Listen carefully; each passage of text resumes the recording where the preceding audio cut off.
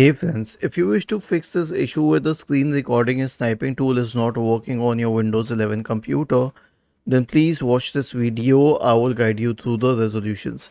So the first solution is to repair the sniping tool. Actually, all resolutions go through the settings page. So search for sniping tool in the Windows search bar and click on app settings in the right pane. Wait till the page loads. Scroll down and select terminate. Select repair and let it repair it. Then click on reset and then click on reset now. Okay, once this is done, you can uninstall it and then uninstall it, and then you can search for store in the Windows search bar and open Microsoft Store. Search for sniping tool in the search bar. Click on sniping tool. Click on install. Was this helpful? If yes, then please subscribe to the channel.